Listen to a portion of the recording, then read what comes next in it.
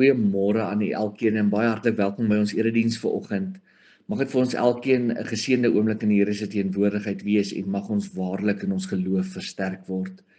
Dis op die ou ende geloof wat ons staande hou. Dis die genade van die Here wat ons laat aanhou selfs wanneer ons voel ons wil moed opgee. Dis die hoop wat daar in die Here is wat ons laat uithou deur die moeilikste omstandighede. En dit is die liefde van die Here wat ons opnuut in hom laat vertrou. In hom is ons meer as oorwinnaars en kan ons met vrymoedigheid nou tot hom nader in lof en aanbidding. Kom ons sing ons voorsang saam vonk 72 vers 1, 2 en 3.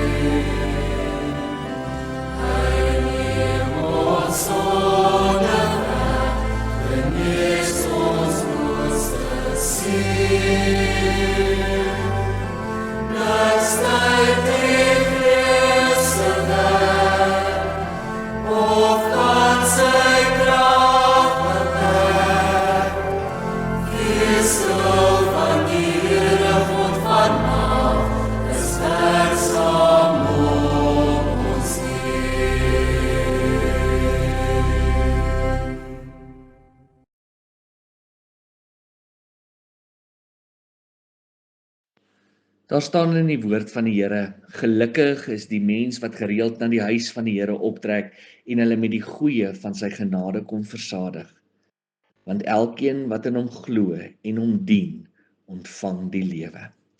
Gemeente, genade, barmhartigheid en vrede vir julle van God ons Vader en van Jesus Christus die Here deur die kragtige werking van die Heilige Gees. Amen.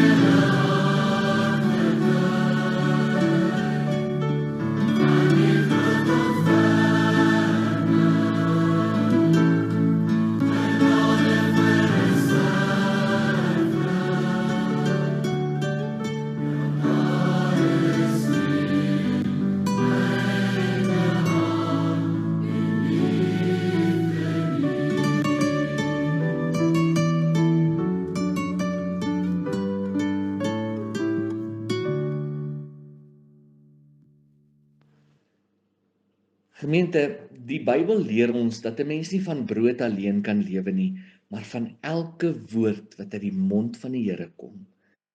Die uitdaging is dus om van die begin af so met die woord van die Here besig te wees, dat dit ons elke dag nader aan hom sal bring. Dit is belangrik om volgens die wil van die Here te lewe, omdat dit die rigting en doel aan ons lewens gee en ons ook help om gesonde lewenskeuses te maak wat tot seën en vrede lei. Deur daagliks te soek na die wil van die Here, versterk ons geloof sowel as ons verhouding met hom en stel dit ons in staat om 'n voorbeeld van sy liefde vir ander te wees. Daarom is dit belangrik dat ons sal hoor wat daar in die woord van die Here staan en ook hoe ons volgens sy wil kan lewe. 1 Johannes 4 vers 7 tot 17 is 'n gedeelte wat ons leer om die liefde van Jesus sigbaar uit te leef en dat dit die beste manier is om volgens die wil van die Here te lewe. Daar staan: ons moet mekaar lief hê, want liefde kom van God en elkeen wat lief het, is 'n kind van God en ken God. Wie nie lief het nie, het geen kennis van God nie, want God is liefde. Hierin is God se liefde vir ons geopenbaar. Sy enigste seun het hy na die wêreld toe gestuur, sodat ons in hom en deur hom die lewe kan hê. Werklike liefde is dit, nie die liefde wat ons vir God het nie, maar daardie liefde wat hy aan ons bewys het deur sy seun te stuur as versoening vir ons sondes. As dit is hoe God sy liefde aan ons bewys het, behoort ons ook mekaar lief te hê. Niemand het God nog ooit gesien nie, maar as ons mekaar lief het, bly God in ons en het sy liefde in ons sy doel volkome bereik. En hieraan weet ons dat ons in hom bly en hy in ons. Hy het ons sy gees gegee. En ons het gesien en is getuie daarvan dat die Vader die Seun as redder van die wêreld gestuur het. Wie bely dat Jesus die Seun van God is, God bly in hom en hy in God. Kom ons sing saam van hierdie genade en vryspraak. Ons sing saam 'n gebed uit Vonklied 243.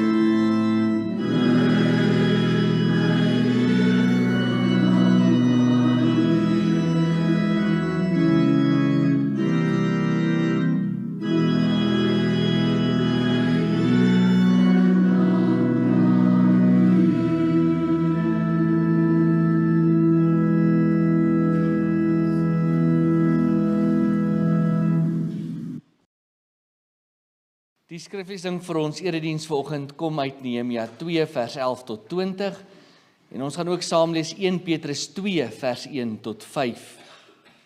Nehemia hoofstuk 2 vers 11 tot 20. Dit handel oor die besluit om die muur van Jerusalem wat verwoes gelê het te herstel. En dan gaan ons ook saam lees 1 Petrus 2 vers 1 tot 5. Dit gaan oor die gebou wat op die hoeksteen opgerig moet word. In die Bybel wat voor my is, Nehemia 2, is dit min of meer bladsy 388. Ons lees saam vanaf vers 11.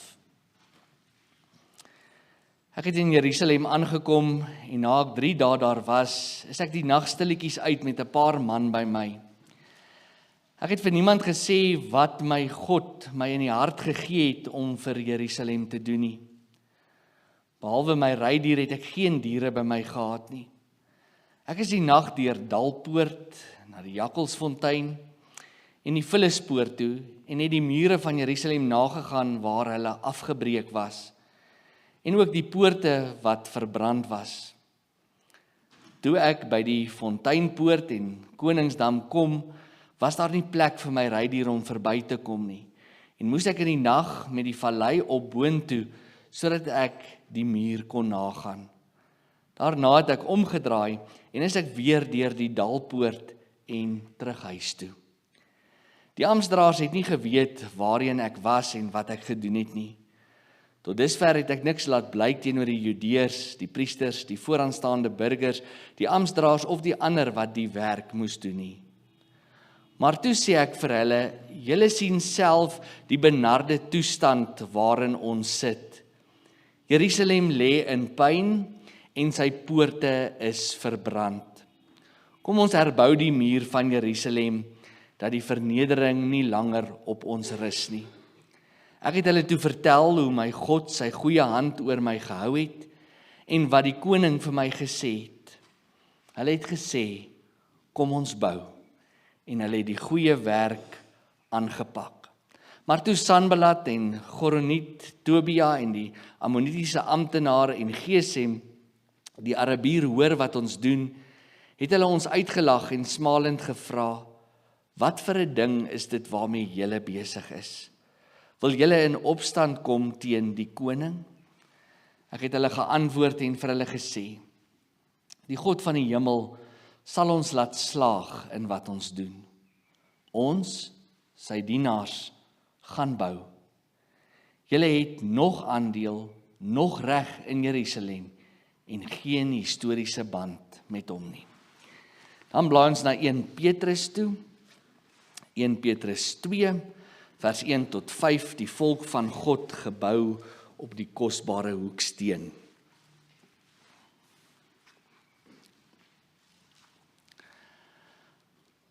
Hou dan op met elke vorm van kwaad, met alle bedrog, huichelarij, jaloesie en kwaadpratery. Soos pasgebore kindertjies smag na melk, moet julle smag na die suiwer geestelike melk, sodat julle daardeur kan opgroei en die saligheid verkry. Julle het immers ondervind dat die Here goed is. Kom na hom toe, die lewende steen, wat deur die mense afgekeer is, maar deur God vir 'n ereplek uitverkies is. Laat julle as lewende stene opbou tot 'n geestelike huis, om 'n heilige priesterdom te wees en geestelike offers te bring, wat deur die Jesus Christus vir God welgevallig is. Daarom staan daar in die skrif, kyk, ek lê in Sion 'n hoekklip, uitverkies vir 'n ereplek. Wie in hom glo, word nooit teleurgestel nie. Tot sover ons skriflesing. Mag elkeen van ons hierdie woorde getrou in ons harte en in ons lewens bewaar. Mag die woord van die Here altyd die lig op ons pad en die lamp by ons voet wees, wat ons gebruik om tree vir tree saam met ons en ons op pad wees in die wêreld terug en ons te lei presies waar ons moet uitkom. Terwyl jy so bly sit, kom dat ons saam bid. Ons God en Hemelvader, U is die bron van krag en hoop waaraan ons vashou, en ons bevestig opnuut in hierdie koue oggend in ons gebed ons afhanklikheid aan U. Ons kom vanoggend met soveel dankbaarheid in ons harte voor U staan, Here. Ons wil met oorgawe vandag bely dat U die God is wat ons steeds dra en lei en in ons nood voorsien en elke oomblik saam met ons op pad is, selfs daar waar alles rondom ons onseker lyk. Maak ons in hierdie oggend versigtig dat ons nie gister se foute sal herhaal. En lei ons, Here, dat ons harte sal verander, ons denke sal vernuwe, sodat U nie teleurgestel staan op die pad wat ons loop nie. Help ons ook om dit wat skeiding tussen U en ons bring af te breek, sodat ons waarlik ons fokus alleen op U gerig kan hou, as die een wat was en is en altyd sal wees. Here, vanoggend in ons midde is dalk mense wat broos voel, wat voel soos daardie kleipot wat maklik breek. En ons kom lê hierdie broosheid ook by U voete neer vanoggend en vra dat U die trane sal afdroog, verlange wat daar mag wees sal stilmaak. Want Here, dit is alleen op U wat ons kan vertrou vir uitkoms en hoop. Maak U wil aan ons bekend, Here, en help ons om daarvolgens te lewe en wees U tog elke oomblik saam met ons hier teenwoordig. Mag U liefde ons elke oomblik omvou en U genade ons dra. Here, versterk ons ook vanoggend met U woord en die prediking.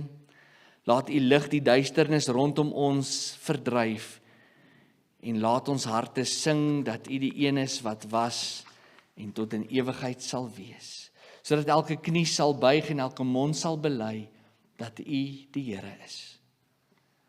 Kom haal ons op die afdraaipaaie waarop ons soms onsself bevind, Here, en bring ons alleen op U pad. Ons is met nederigheid dankbaar, Here, dat ons aan U kan behoort, maar steeds is ons so afhanklik van U. Ons bid dit alles in U naam. Amen.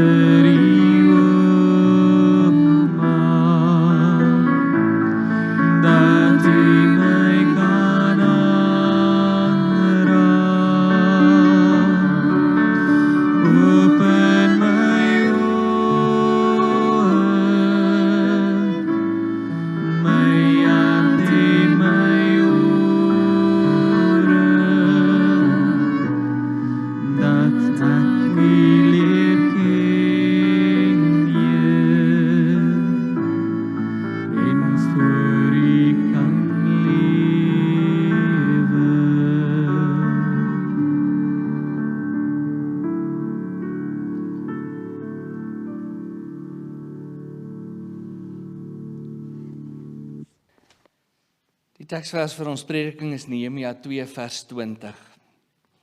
Ek het hulle geantwoord en vir hulle gesê: Die God van die hemel sal ons in ons doel laat slaag, maar ons, sy dienaars, gaan bou.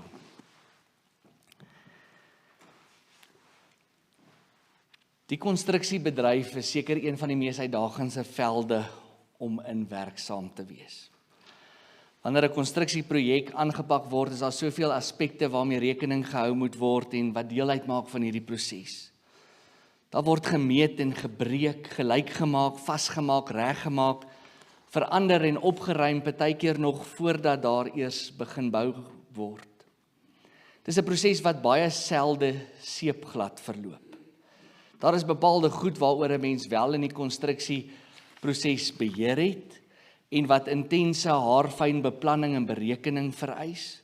Maar dan is daar ook ongelukkig goed wat onvoorsien gebeur, dinge waaroor 'n mens nie beheer het nie, maar die konstruksie kan bedreig, dit laat vertraag of sommer heeltemal laat ontspoor. En nou word die uitdaging om die beheerbare goed baie goed te bestuur en te bereken en die onbeheerbare goed op so 'n wyse te bestuur dat dit nie op die ouene die eindproduk wankelrig maak nie. Is dit nie presies wat daagliks maar met ons geloof ook moet gebeur nie? Daar is ook goed wat ons kan beheer en kan beplan en waarin ons kan werk, maar soms is daar ook soveel onbeplande goed wat met ons lewe gebeur en kan veroorsaak dat ons geloof wankelrig raak. Die Christen bly altyd in sy of haar wese eintlik maar 'n onvoltooide bouprojek. En juist daarom is ons tema vanoggend geloof onder konstruksie. Professor Stefan Joubert skryf so mooi in 'n artikel: God is nie soos 'n aardse bouer wat klaarmaak en aanskuif na 'n volgende projek toe nie. Langs elke gelowige is daar 'n bordjie wat sê onder permanente konstruksie van die Heilige Gees. Geliefdes in ons Here Jesus Christus, hierdie woorde herinner ons daaraan dat ons geloof nie 'n eenmalige projek is wat klaar gebou is en waarvan daar weggestap kan word nie. Nie, geloof is 'n lewenslange proses, altyd in ontwikkeling en altyd onder konstruksie. Net soos met enige bouprojek die grond eers voorberei word, dan die fondasie volg en daarna stadig maar seker baksteen vir baksteen die gebou verrys, so moet ons ook dink in terme van ons geloof. Dis 'n tydsame proses van meet en pas, wegvat en bymekaar sit om te groei tot wat dit bestem is om te wees. Soms moet foute reggestel word. Iets wat in ons pad staan eers afgebreek word, strukture versterk word en verander word, sodat dit ook die storms kan weerstaan. Op dieselfde manier is God geduldig besig met ons geloofskonstruksie. Hy bou ons op, wys waar ons nodig het om te herstel. Sy woord skaaf ons, skuur daardie growwigheid weg. Hy breek die onnodige mure af, hy anker ons menswees en hy help ons om op so 'n manier te groei dat dit sal lei tot vertroue, liefde en gehoorsaamheid. Soms gebruik hy die moeilike tye om ons dieper te fondeer. Ander kere berei hy ons voor vir uitbreiding, groter moontlikhede, nuwe verandering, sodat ons alles wat vervalle geraak het, kan omskep in iets nuuts. Die belangrikste vraag dalk vanoggend is vir ons: hoe vorder jy in die konstruksieproses van jou geloof? Ons het so baie te sê oor alles wat rondom ons vervalle geraak het, maar wat van dit wat in ons vervalle geraak het? Ons wil nie hê die bouprojekte in ons huise of op die persele waar ons beweeg moet tot stilstand kom of onnodig uitgerek word nie, maar ons stel die bouproses van ons geloof heeltyd uit. Daar is by die mens 'n laksheid om God se bouplan te volg en ons dink ons sal self dit beter kan doen. Maar staan dan op die ou einde verslae as die mure begin val, die fondasie begin pad gee en die strukture van ons menswees begin wankel. Jy sien, ons is inderdaad gelowiges onder konstruksie. In die Bybel lees ons van verskeie konstruksieprojekte wat aangepak is, stede is gebou, tempels is opgerig, stadsmure is herstel, maar ook is die gelowige gereeld deur God onder konstruksie geplaas. Ons lees van sulke bouprosesse in die boek Nehemia. Nehemia het 'n desperaatheid in hom gehad om te bou, te herstel en bouprojekte in geloof aan te pak. Hy doen dit nie vir homself nie, maar sodat God daardeur verheerlik kan word en die volk van God weer hulle menswaardigheid kan terugkry en in hulle geloof versterk kan word. Na 70 jaar van gevangenskap, ballingskap soos dit bekend staan, is die Israeliete terug in Jerusalem. Die tempel is herbou, maar die stad se verdedigingsmure lê nog aan skerwe. En is hier waar Nehemia dan op die toneel verskyn en sê, dit help nie die tempel is herbou, maar die stadsmure is nog stikkend en die poorte staan nog verbrand nie. Hulle kan nie met 'n nuwe geloofspad begin bou, maar dan die konstruksie van hierdie geloofspad net gedeeltelik doen nie. Reeds hier sien ons hoe hy die gelowige probeer leer dat geloofkonstruksie 'n proses is. Dis nie 'n eenmalige proses wat vinnig afgehandel kan word nie, maar 'n voortdurende proses van herstel en opbou. En daarom maak Nehemia dit sy missie om hierdie volk van God aan te moedig om weer die stadsmure op te bou en die gebrande stadspoorte te herstel. Dis trouwens ook die doel waarom hierdie boek geskryf is, om vir latere geslagte te leer wat dit behels om vir die Here iets te bou, wat dit behels om aan die huis van die Here te bou en hoe om dit heeltyd in afhanklikheid aan die Here te doen. Nehemia loop dan een nag rondom die stad se stikkende mure en die verwoesting wat hy sien is groot. Op party plekke is die verstrooide bourommel so baie dat dit sy pad versper en hy met 'n ompad tussen die rotsblokke, gebreekte klip en verbrande poorte sy weg moet vind. En hierdie prentjie wat Nehemia gesien het, is eintlik simbolies van presies die punt wat die volk in hulle eie lewe beleef het. God se volk, die kerk, die gelowige van daardie tyd was amper in dieselfde toestand as die mure rondom die stad. Ek wonder wat op daardie oomblik alles deur Nehemia se kop gegaan het, toe hy dit alles sien, die verwoesting, die verval, nie slegs materieel nie, maar ook geestelike verval. En is toe dat hy vir die Judeërs sê, hierdie vernedering kan nie langer op julle skouers rus nie. Die Godstad kan nie lyk soos 'n pynhoop nie.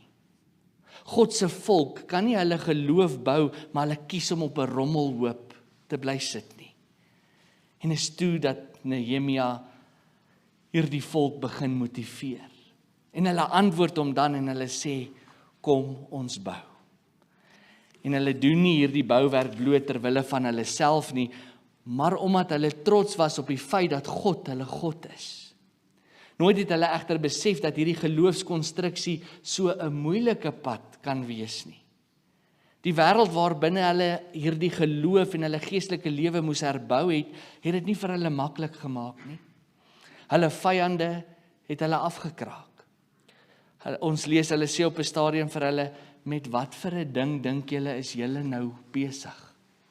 Selfs die mense aan die binnekant van daardie stadsmure het ook probeer om hierdie belangrike konstruksiewerk te stop.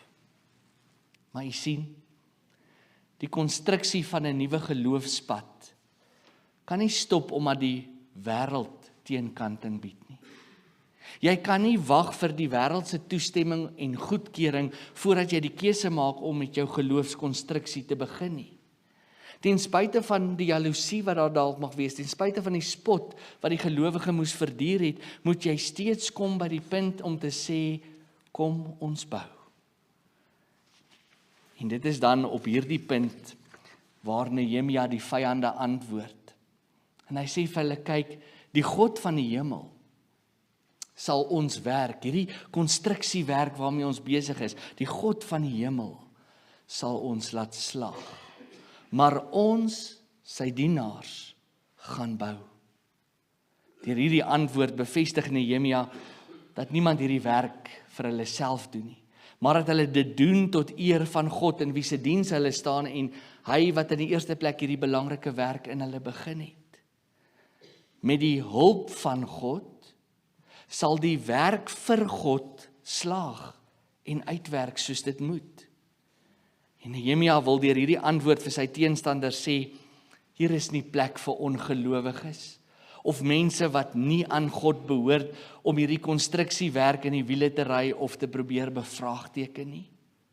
Die stadsmure lê verwoes, die poorte is gebrand, die vyande se tonge is skerp, hulle afguns is groot. Die gevaar dreig en die bourommel van 'n stikkende verlede lê die hele plek vol. Daarom gaan ons begin bou. En die God van ons volk sal ons laat help om te bou. Dis wat Nehemia vir die volgelinge wou oordra. Die stikkende mure van hulle lewe sou 'n groter vernedering vir hulle bly as wat die spot van die vyand sou bly. Daarom moes nie net die mure van die stad herbou word nie, maar ook geloofskonstruksie in hulle eie lewe plaasgevind het en volgehou word. Solank hulle aan God behoort, mag die geestelike konstruksiewerk nie ophou nie en moet hulle bly om hulle geloof op te bou. Dit wat nou met die mure van die stad moes gebeur het, was presies wat eintlik met die gelowiges ook moes gebeur het. Die stikkende mure van hulle lewe moes herbou word. Die rommel in hulle lewe moes verwyder word en die geloofsverhouding met God moes herstel word en die teenkanting moes beveg word. Hierdie oproep van God het die bedoeling gehad om die volk in beweging te bring. Hulle moes met moed en ywer opdaag op die konstruksieterrein. Nie net in Jerusalem nie, maar ook in hulle geestelike lewe. Hulle moes bou sonder ophou, afbreek wat sleg is en regmaak wat verkeerd is, sodat hulle hoop herstel kon word en hulle geloof versterk kon word.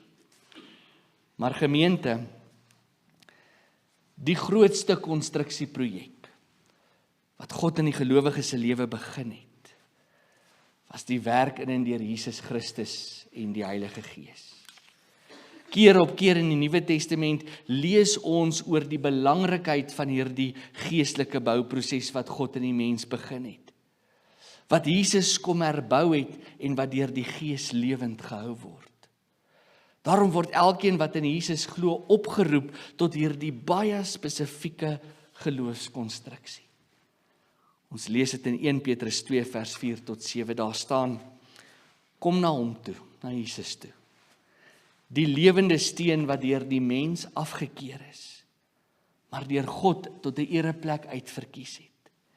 En laat julle as lewende stene opbou tot 'n geestelike huis. Hier gebruik die skrywer 'n boumetafoor op 'n geestelike manier om die gelowige aan te moedig tot hierdie belangrike konstruksiewerk en te sê dat dit nooit mag stop nie. En hierdie konstruksiewerk sal alleen suksesvol wees as jy dit op Jesus as die lewende steen of die hoeksteen bly bou. Al is hy ook deur die wêreld afgekeer volgens Psalm 118 en Handelinge 4, net soos die konstruksiewerk in Nehemia ook deur 'n klomp verwerp is, maar dit het hulle nie gestop nie. En weet u, die verwysing na hoeksteen is baie belangrik om hierdie gedeelte te verstaan, want die hoeksteen was in die bouproses die belangrikste steen gewees. Dit was 'n vierkantige of 'n reghoekige steen waarop die fondasie neergelê is.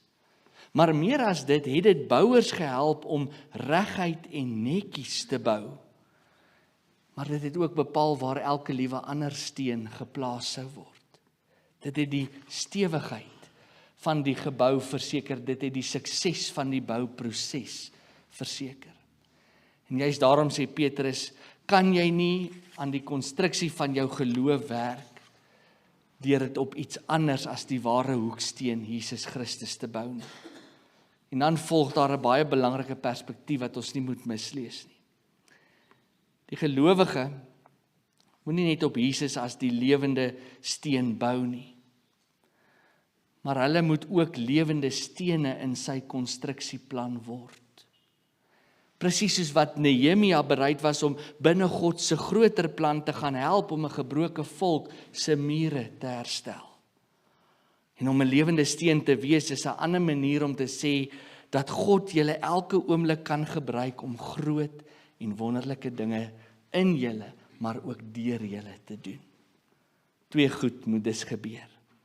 Maak seker Jesus is die hoeksteen waarop jy hierdie konstruksiewerk van jou geloof bou, maar wees jy ook 'n lewende steen waarmee hy deur jou kan bou. Indien ons hierdie konstruksieplan in ons geloof toepas, sal geen uitdaging te groot wees nie.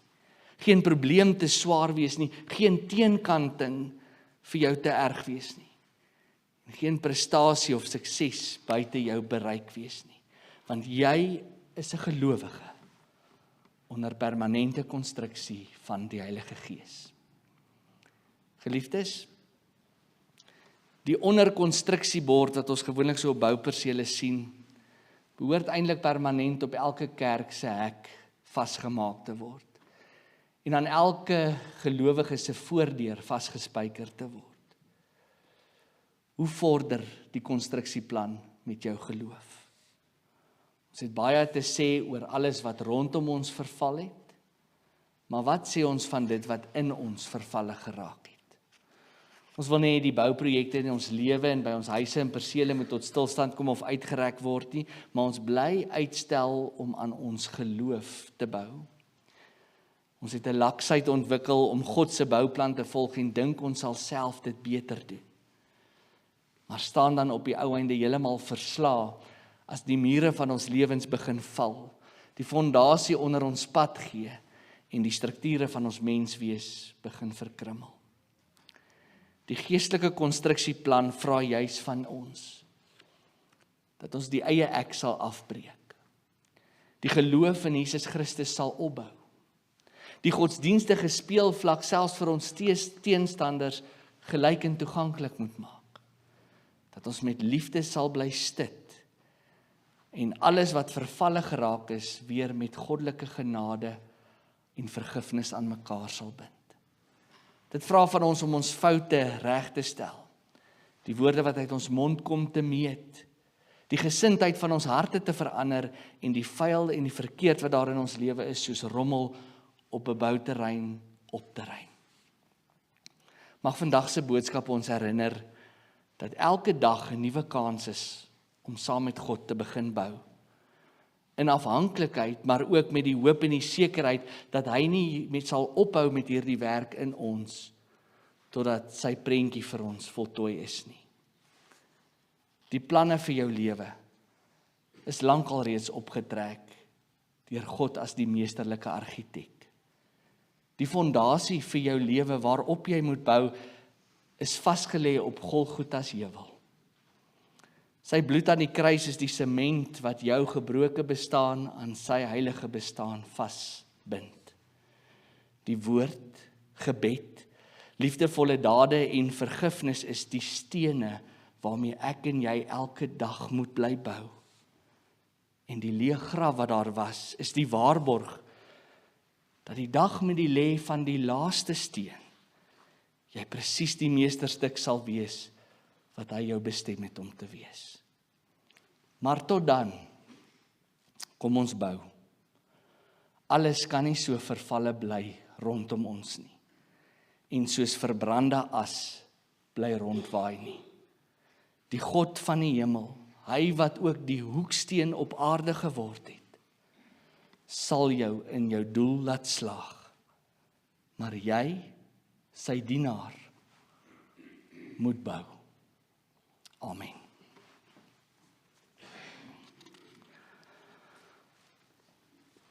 Gemeente, ons gaan saam sing vonk 284. Jy's 'n lied wat sê dat ons lewe en ons geloof op die Here wil vestig, selfs in moeilike tye waar dit uitgedaag word en waar ons bekommernisse dalk groot is. Dan bly u staan vir die geloofsbelijdenis en dan sing ons ook die oorwinningslied as slotsang.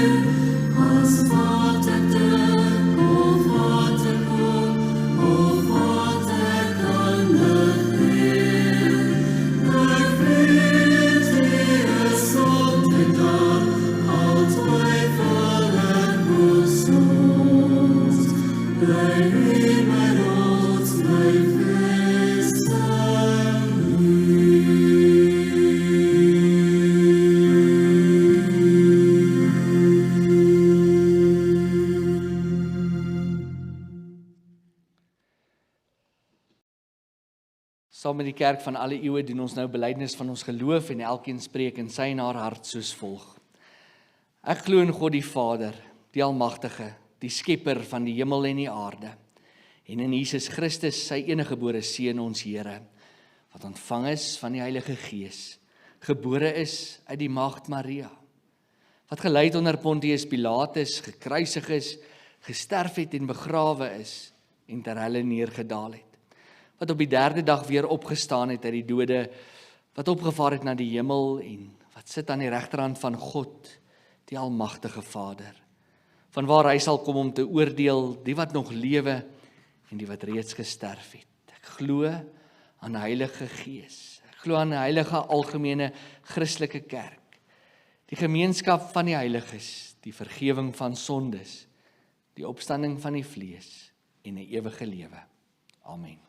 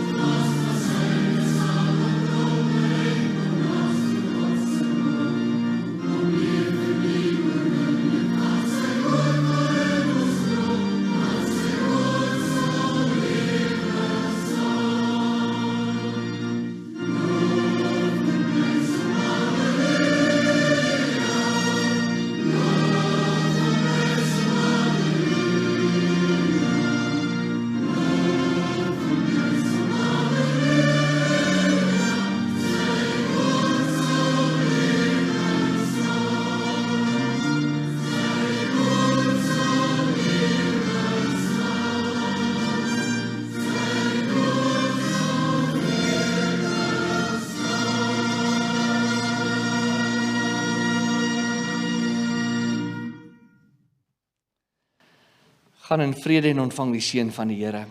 Die genade van ons Here Jesus Christus, die liefde van God die Vader en die gemeenskap van die Heilige Gees sal by en met julle elkeen wees.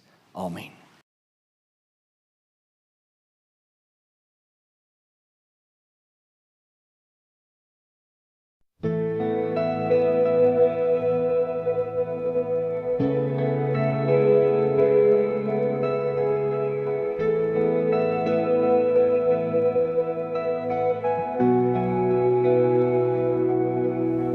In die skadu van die verlede, en die drome van ons toekoms, is dit die Gees van God wat ons lei deur donker en lig.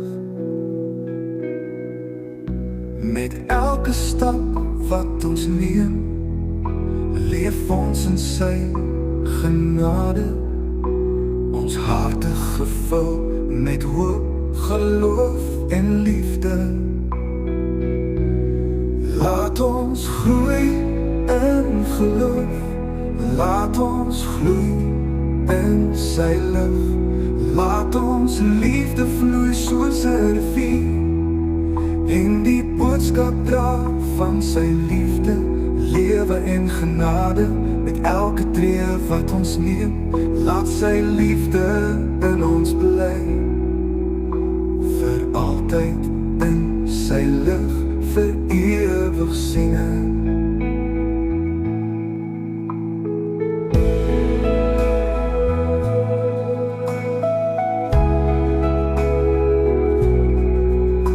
Die wingerd wat vrugte dra in die seisoen van sy tyd, soos die sterre wat helder skyn in die hemel van die nag. Ons lewe vir sy glorie, ons gee ons harte geheel.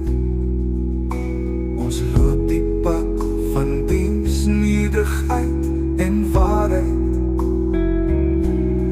Laat ons groei in geloof, laat ons groei in sy lig.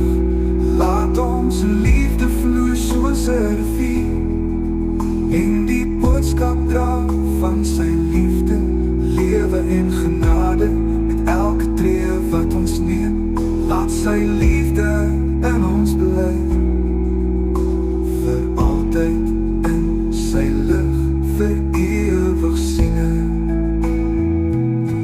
En elke storm en elke vreugde, ons vertrou op die Here. Sy woord is ons gids van die oggendglans, door die laatste sonsondergang. Sal ons sy naam loof, vir ewig dankbaar wees.